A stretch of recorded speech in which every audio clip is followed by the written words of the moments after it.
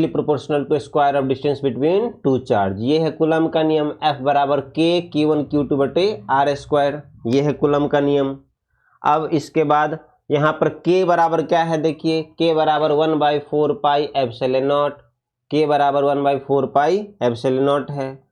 अब यहाँ से अगर K बराबर आपको पता चल गया तो हम फिर से पहुँचते हैं अपने क्वेश्चन पे।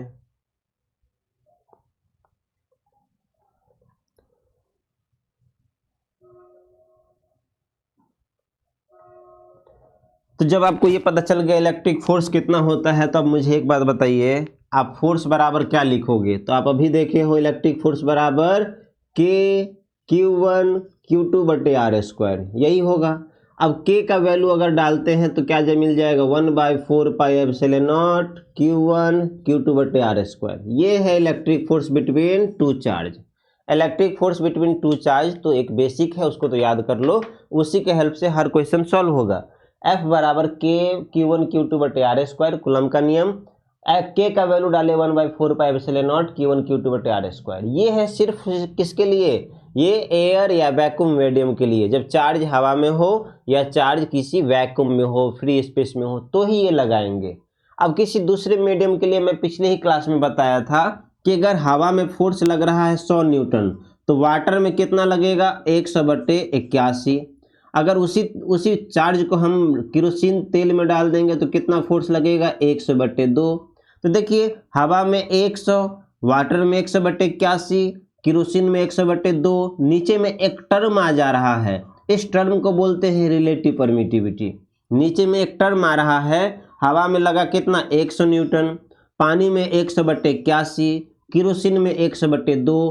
तो जो 81 है, 2 है, इसको बोलते हैं रिलेटिव परमिटिविटी। तो इसी में 81 से भाग देंगे, मतलब रिलेटिव परमिटिविटी से भाग देंगे, तो किसी मीडियम का फोर्स निकल जाएगा। तो हवा में फोर्स बट्टे देखिए कुछ नहीं किए, 81 से भाग दिए। 81 कहने का मतलब रिलेटिव परमिटिविटी से भाग दिए। तो हवा में फोर्स लग रहा था 1/4 pi epsilon not Q1 Q2 बटे R स्क्वायर। मीडियम में फोर्स कितना लगेगा? 1/4 पाई एप्सिलॉन नॉट, साथ में 81, नीचे में 81 है ना, यहाँ पानी में केरोसिन के लिए 2 है ना, इसी 2 और 81 को तो रिलेटिव परमिटिविटी बोलते हैं। तो इसको क्या किए? 81 2 के जगह एक टर्म नीचे में दे दिए एप्सिलॉन R। तो किसी दूसरे मीडियम में फोर्स बराबर 1/4 pi epsilon naught into epsilon R Q1 Q2 बटे R स्क्वायर। बस इतना सा बात है। हवा में फोर्स, आप कंफ्यूज मत हो, एक बार अच्छे से याद कर लो, जो चीज बहुत तकलीफ दे अच्छे से याद कर लेना है। सर हवा में लगने वाला फोर्स बराबर K Q1 Q2 बटे R स्क्वायर, K का मान होता है 1/4 pi epsilon not Q1 Q2 बटे R स्क्वायर। इतना याद है, बस इतना याद है तो वही यहाँ लिखे हैं। फिर मैं बोल रहा हूँ, अभी फिर से मैं यहाँ पे बता दिया, फिर से क्या बता दिया, ये देखिए कि मैं बोल रहा हूं कि अगर मान लो एयर में दो चार्ज के बीच का फोर्स है 100 न्यूटन, तो वाटर में कितना होगा? तो 100/81 होगा मेरे भाई। और अगर हम केरोसिन तेल में डालेंगे इसको तो 100/2 होगा मेरे भाई। यहाँ 100 था एयर में, 100 मत को हम 100/1 भी लिख सकते हैं। तो देखिए एयर में 100 न्यूटन, वाटर में 100/81, केरोसिन में 100/2। तो नीचे में कोई एक टर्म से डिवाइड हो रहा है, ऊपर में तो हवा में लगने वाला फोर्स ही है, नीचे में एक बार 81 आ गया, एक बार 2 आ गया। ये जो 81 है नीचे में, 2 है नीचे में, उसको बोलते हैं रिलेटिव परमिटिविटी। तो रिलेटिव परमिटिविटी नीचे आ रहा है। अब 100 को हम हवा में लगने वाले फोर्स को तो हम ये बोलते हैं, तो हवा में लगने वाला फोर्स बराबर 1/4 pi epsilon not Q1 Q2 बटे R स्क्वायर। ये एयर में फोर्स है, इस एयर में फोर्स को क्या करेंगे? नीचे में 81 जो है उससे भाग देंगे, 81 से भाग देंगे तो 81 नीचे में आ गया, ये वाला टर्म, ये 81 आ गया। 81 को तो एप्सिलॉन R बोलते हैं। तो हवा में लगने वाला फोर्स बट्टे नीचे में एप्सिलॉन R, ये किसी अन्य मीडियम में लगने वाला फोर्स हो गया। तो अगर कोई पूछे एयर में फोर्स इतना है तो मीडियम में कितना होगा, तो सिंपल एक नीचे में टर्म एप्सिलॉन R से मल्टीप्लाई हो जाएगा। एप्सिलॉन R जो कि वाटर में 81 था, केरोसिन में 2 था, और इसी दोनों के मल्टीप्लिकेशन को epsilon naught into epsilon R, epsilon naught into epsilon R को क्या बोलते हैं? Epsilon naught into epsilon R को बोलते हैं मीडियम की परमिटिविटी। चीजों को समझो, एब्सोल्यूट परमिटिविटी, रिलेटिव परमिटिविटी, और ये मीडियम की परमिटिविटी। ये है एब्सोल्यूट जो निर्वात के लिए है, वैक्यूम के लिए है, और ये है एप्सिलॉन आर जो रिलेटिव परमिटिविटी मीडियम के लिए है, जो हमने 81 से भाग दिया था। इन दोनों के मल्टीप्लाई को बोलेंगे permittivity of medium, permittivity of medium. तो ये हो गया। अब मैं बात कर रहा हूं परमिटिविटी ऑफ मीडियम। तो अब हमको ऑब्जेक्टिव कभी कभी पूछता है एप्सिलॉन आर के लिए, तो हम एप्सिलॉन आर क्या अलग से लिख लिए क्योंकि ऑब्जेक्टिव है इसीलिए निकाले इसको। तो एप्सिलॉन आर बराबर इसको निकालने के लिए इसको इधर भेज दिए, तो एप्सिलॉन बटे एप्सिलॉन नॉट। अब इसको अगर थोड़ा सा हम जज करेंगे अच्छे से तो हम देखेंगे यहाँ भी वही है, यहाँ भी वही है। इसका जो यूनिट होगा वही यूनिट इसका भी होगा, दोनों यूनिट कट जाएगा तो रिलेटिव परमिटिविटी का कोई यूनिट नहीं आएगा, रिलेटिव परमिटिविटी का नहीं आएगा, क्योंकि रिलेटिव टर्म है, जो रिलेटिव टर्म होते हैं उसका यूनिट नहीं होता है क्योंकि कट जाता है। तो कोई पूछे रिलेटिव परमिटिविटी का यूनिट और डायमेंशन क्या होगा मेरे भाई, तो बोलना नहीं होगा कुछ भी, क्योंकि रिलेटिव है, ऊपर नीचे कट गया तो कुछ भी टर्म नहीं है। और कुछ मीडियम का रिलेटिव परमिटिविटी हम लोग लिख लिए हैं, फ्री स्पेस का 1, एयर का 1.0005 या 6, वाटर का 81, मेटल का इन्फिनिटी, केरोसिन का 2। फिर से बताना है, बताओ। वैसे वीडियो भी भेज देंगे तो दोबारा, हाँ वीडियो अब उन्हीं को भेजेंगे जो क्लास में प्रेजेंट रहेगा, बाकी को नहीं भेजेंगे, पर्सनली भेजेंगे।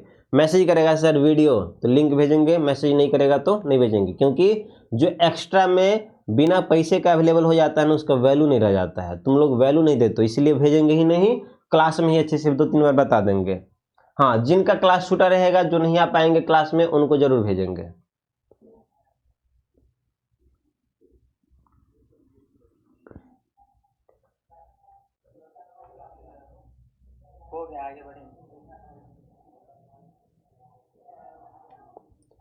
आगे बढ़ते हैं।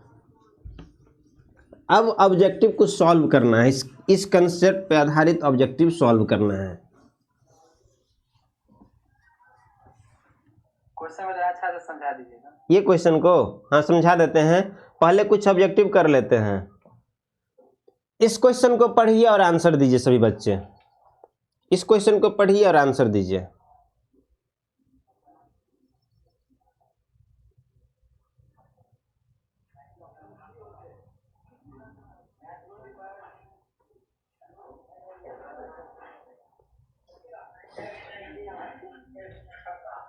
बातें कर रहे हैं, बातें कर रहे हैं।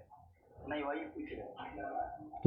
Which of the law gives the force between two charge at rest? दो चार्ज रेस्ट में हो तो कौन से लॉ के द्वारा फोर्स का वैल्यू कैलकुलेट करते हैं? कुलम्स। बिल्कुल राइट, कुलम्स लॉ हो जाएगा सभी बच्चे। और जितने इसमें जितने लॉज हैं, इसमें जितने भी नियम है वो सभी बोर्ड एग्जाम के लिए इंपॉर्टेंट है। किरचॉफ्स लॉ हो, फैराडेज लॉ हो, सब इंपॉर्टेंट है। तो आगे चल के पढ़ेंगे। तो पहला का क्वेश्चन, बहुत बतियाने लगते हैं जी। Next, if distance between 2 point charge is doubled the force between them is. अगर दो चार्ज के बीच का डिस्टेंस डबल करेंगे तो फोर्स का क्या वैल्यू होगा? फटाफट ऑब्जेक्टिव, इसमें रफ निकालना पड़ेगा। अगर 2 पॉइंट चार्ज है, एक पॉइंट चार्ज ये है और दूसरा ये है, इनके बीच का डिस्टेंस को अगर डबल कर देंगे तो फोर्स का वैल्यू क्या होगा? फटाफट आंसर बताएंगे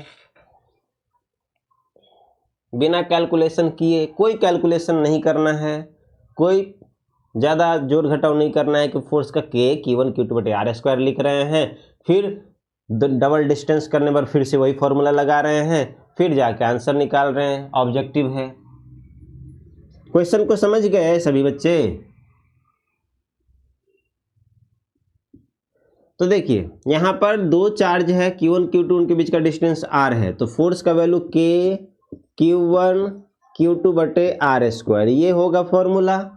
तो फोर्स देखिए डिस्टेंस के इन्वर्सली स्क्वायर है, इन्वर्स ऑफ प्रोपोर्शनल क्या है? Inverse proportional to square of distance. Force जो है inversely proportional to square of distance है मेरे भाई।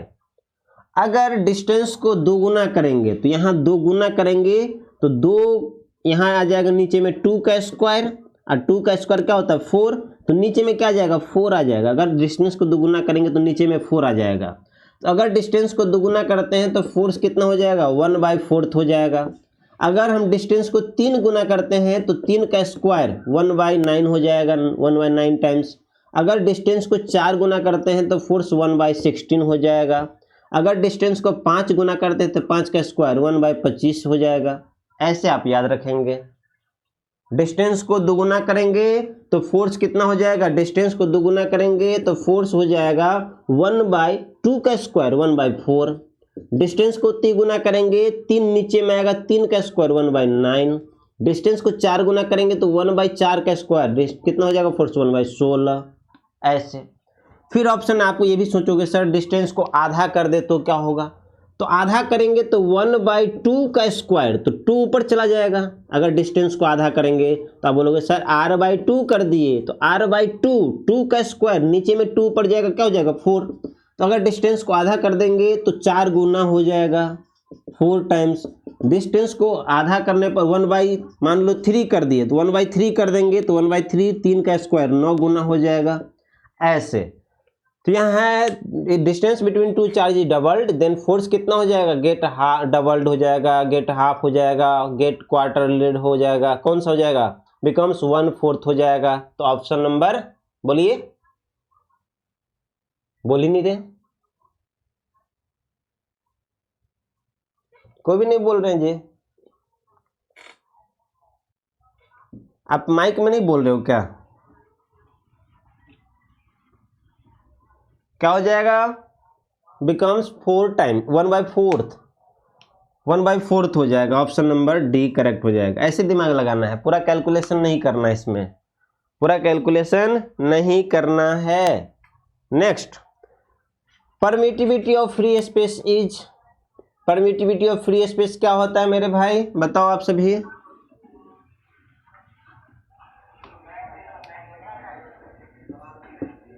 परमिटिविटी ऑफ फ्री स्पेस क्या होता है, एप्सिलॉन नॉट होता है।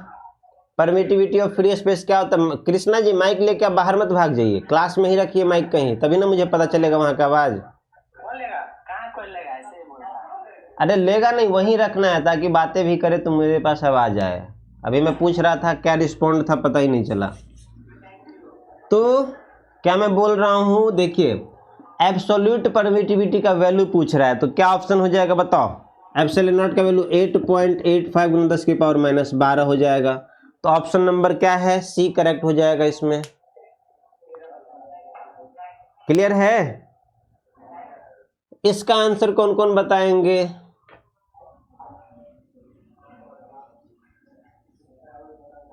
आंसर बताओ भाई इसका।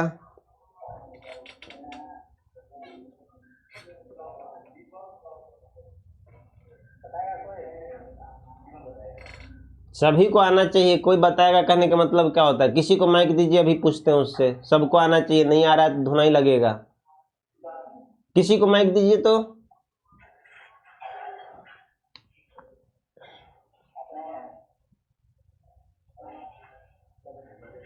किसको,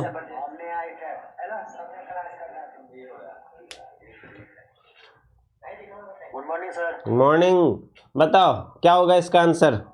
ए नंबर होगा सर, ए नंबर होगा, बिल्कुल सही जवाब। देखो 1/4πε0 का वैल्यू पूछ रहा है, 1/4πε0, 1/4πε0 क्या होता है, ये तो के का वैल्यू है ना, कुलम्स में जो के लिखते हैं, F बराबर के Q1 Q2/r², के को ही बोलते हैं 1/4πε0। और एयर के लिए इसका वैल्यू कितना होता है, 9 × 10⁻9 होता है। तो क्या आंसर हो जाएगा, आंसर ए करेक्ट हो जाएगा। 2021 का क्वेश्चन है, देखो कितना हल्का हल्का क्वेश्चन आता है।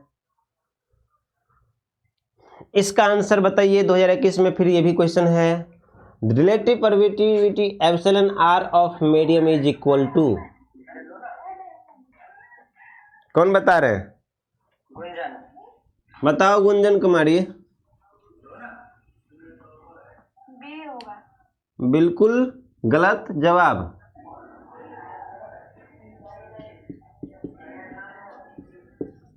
बी होगा। नहीं, ए होगा।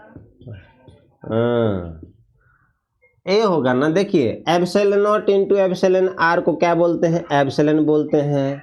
तो epsilon naught into epsilon r बराबर एप्सिलॉन, तो एप्सिलॉन आर का वैल्यू पूछ रहा है, तो एप्सिलॉन आर बराबर क्या हो जाएगा, एप्सिलॉन/एप्सिलॉन नॉट। तो आंसर क्या है करेक्ट, 1 नंबर का करेक्ट आंसर हो जाएगा।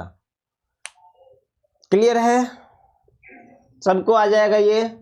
ये सब डायरेक्ट नोट्स में लिखा है, इसलिए ऑब्जेक्टिव से अपने नोट्स को नहीं भरना है। इसका पीडीएफ में भेज देता हूँ, ऑब्जेक्टिव सारा का सारा उसमें रहता है, भेज भी दिया हूँ। कुछ बच्चे आंसर भी बना के भेजे हुए हैं। एक सिंपल सा एक और क्वेश्चन था उसी में, देखो एक ही साल 3-3 क्वेश्चन हल्का हल्का पूछ दिया। Dielectric constant of water is, हाँ कहीं कहीं 81 रहता है, कहीं 80 भी रहता है, तो आप उसके अप्रॉक्स देख लेना कौन सा वैल्यू दिया हुआ है। ये एक्सपेरिमेंटल वैल्यू है, तो 80 दे देंगे, इसमें करेक्ट आंसर 80 हो जाएगा। Dielectric constant of water is 8080। कहीं कहीं 81 रहेगा तो अप्रॉक्स वैल्यू है, वो देख लेना, आंसर हो जाएगा। इसका बोलिए value of epsilon r in air is, क्या हो जाएगा? 1 हो जाएगा। 1.0005 था तो 1 हम लेंगे, आंसर इसका 1 हो जाएगा। अब हम लोग ये क्वेश्चन को सॉल्व करेंगे। कहाँ है अपना क्वेश्चन? इसको सॉल्व करने वाले हैं। इसको सॉल्व करें या आगे बढ़े? बताओ, इसको सामने करें या आगे बढ़े?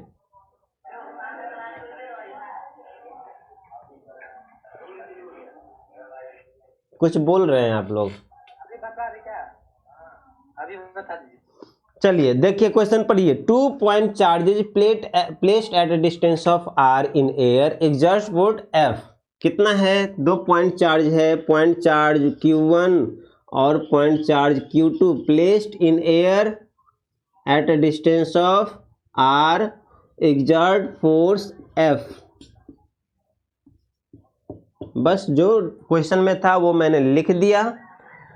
If the distance at which they exert same force when placed in certain medium dielectric constant K is। अब ये एयर में है, इसी को क्या किए, इसी चार्ज को मैं लेके आया किसी दूसरे मीडियम में, Q1 और Q2 किसी दूसरे मीडियम में लेके आया, इसके बीच में फोर्स लग रहा है F।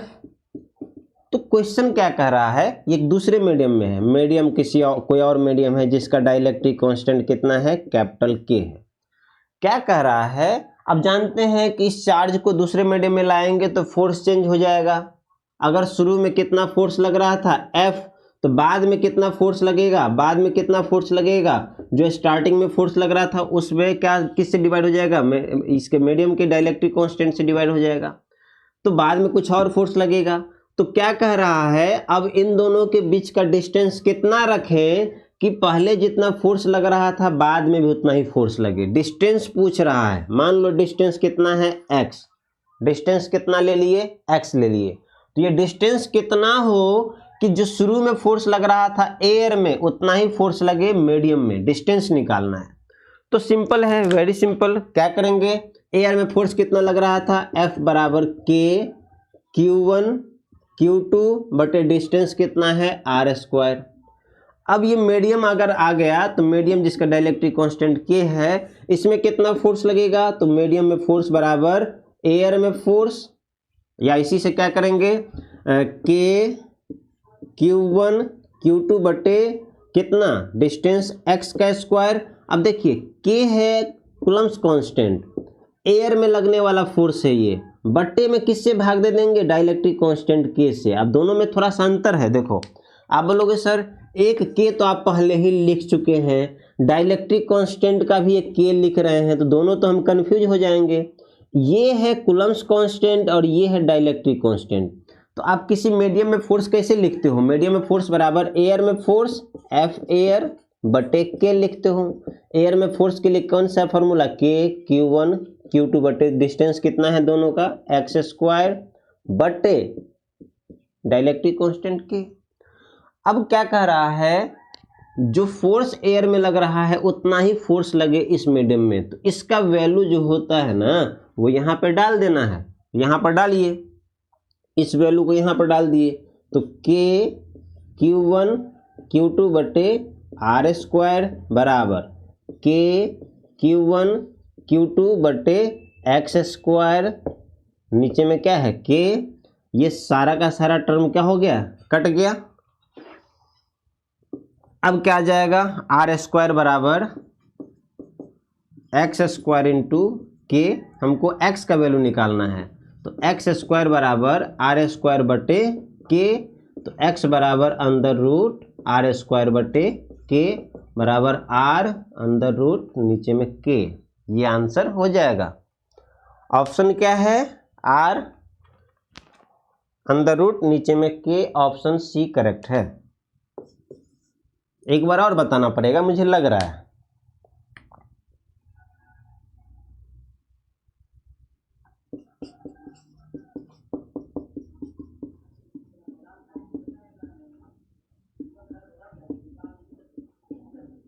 बोलो, एक बार और बताना है। हाँ बताना है। ठीक है, फिर से मिटा के बताते हैं आपको ताकि ज़्यादा समझ में आए।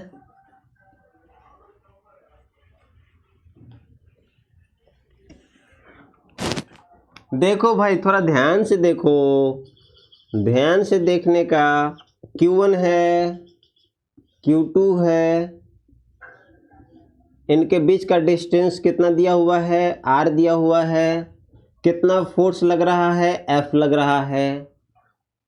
तो F बराबर क्या होगा बोलिए? F बराबर K Q1 Q2 बटे आर स्क्वायर होगा। कोई दिक्कत नहीं है। इसका शॉर्टकट भी हम लोग बना सकते हैं, देखेंगे बाद में। अब इसी को क्या किए, दूसरे मीडियम में रखे, तो F किसी दूसरे मीडियम में जो होगा फोर्स वो कितना लगेगा? मान लो फिर से एक दूसरा डायग्राम बना रहे हैं। ये पॉइंट चार्ज है Q1 और ये पॉइंट चार्ज है Q2। अब इसके बीच फोर्स लगेगा F। अब डिस्टेंस क्या है? क्या कह रहा है? कितना डिस्टेंस अब एडजस्ट करें कि मीडियम में रखने के बाद भी फोर्स पहले ही जैसा लगे। कितना डिस्टेंस रखें कि मीडियम में रखने के बाद भी ये फोर्स लगेगा चार्जों के बीच वो पहले ही जैसा लगे, ये पूछ रहा है। तो डिस्टेंस अब चेंज करना पड़ेगा। डिस्टेंस को ले लिए एक्स और दिया है फोर्स जो मीडियम में लगेगा, फोर्स इन एयर जितना था उतना ही लगना चाहिए। Force in medium, force in medium, question पढ़िए ना एक बार। फोर्स जो हवा में लग रहा था उतना ही फोर्स लगना चाहिए मीडियम में। तो उतना ही कब लगेगा? जब डिस्टेंस को एडजस्ट करेंगे तब लगेगा। तो फोर्स इन एयर कितना है? के Q1 Q2 बटे आर स्क्वायर। फोर्स मीडियम में कितना लगेगा? मीडियम में चार्ज है Q1 Q2, डिस्टेंस है x। तो फोर्स के Q1 Q2 बटे क्या? X square. नीचे में बट्टे से एक और डिवाइड होगा, क्योंकि जब मीडियम में हम निकालते हैं फोर्स, तो मीडियम में फोर्स निकालने के लिए क्या करते हैं? फोर्स इन मीडियम बराबर फोर्स इन एयर बट्टे में रिलेटिव परमिटिविटी से डिवाइड करते हैं, जिसको डाइलेक्ट्रिक कांस्टेंट भी बोलते हैं। तो मीडियम में फोर्स बराबर एयर का फॉर्मूला लिख दिए और नीचे में रिलेटिव परमिटिविटी मतलब डाइलेक्ट्रिक कांस्टेंट से डिवाइड कर दिए। ये दोनों के अलग है, ये कूलम्ब्स कांस्टेंट का के है और ये डाइलेक्ट्रिक कांस्टेंट के है। बस इतना समझिए ना कि फोर्स इन मीडियम बराबर एयर का जो फॉर्मूला है वो लिखो और मीडियम के रिलेटिव परमिटिविटी से डिवाइड करो। तो हमने एयर का फोर्स का फॉर्मूला लिख दिया बट्टे रिलेटिव परमिटिविटी लिख दिया। ये है रिलेटिव परमिटिविटी, एप्सिलॉन आर जिसको कहते हैं। बस इतना सा कंसेप्ट। अब ऊपर वाला पूरा कट जा रहा है क्योंकि पहले ही जैसा है। तो यहाँ से ये मेन बट्टा तो ये है, मेन बट्टा ये है, तो नीचे में आ जाएगा। तो यहाँ से हम लिख सकते हैं आर स्क्वायर बराबर ये नीचे में चला जाएगा, तो एक्स स्क्वायर इंटू के, एक्स स्क्वायर इंटू के। तो एक्स स्क्वायर बराबर आर स्क्वायर बटे के, एक्स स्क्वायर बराबर ये के नीचे चला गया तो आर स्क्वायर बटे के। एक्स बराबर अंदर रूट आर स्क्वायर बटे के। अब आर स्क्वायर रूट से बाहर निकलेगा तो आर और के रूट में ही रह जाएगा तो अंदर रूट के। फिर से बताना है तो बोलो। काफी है ना, हो जाएगा। समझ में कैसे नहीं आएगा? समझ में आ गया तो इसलिए काफी बोल रहे हो कि अपने आप ऐसे बोल दिए? अब टाइम हो गया इसलिए सर काफी है। हाँ, कुछ भी नहीं है, बस यहाँ पर एक कंसेप्ट लगाना था। फोर्स इन मीडियम बराबर एयर का फोर्स बट्टे में डाइलेक्ट्रिक कांस्टेंट के।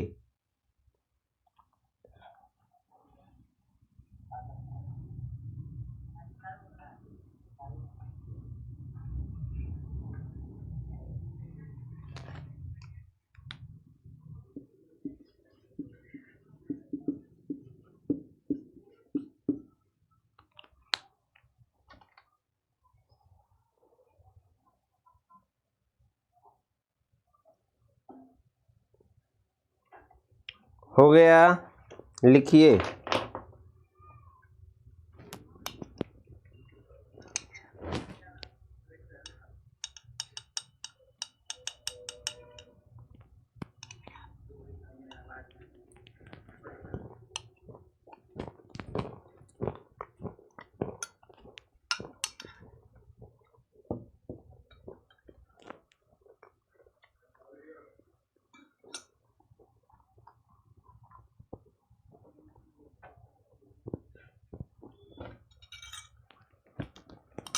होमवर्क दिए थे वो नहीं पूछे अभी?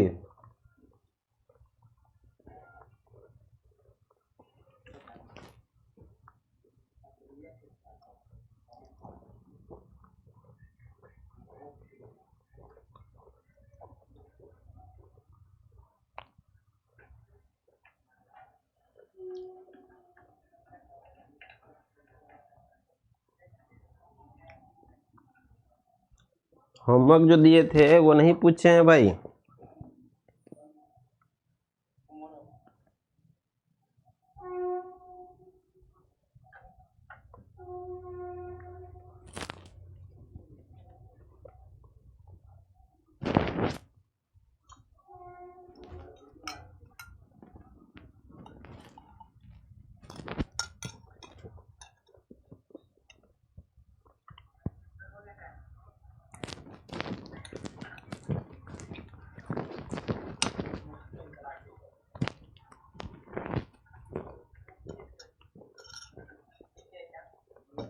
हो गया,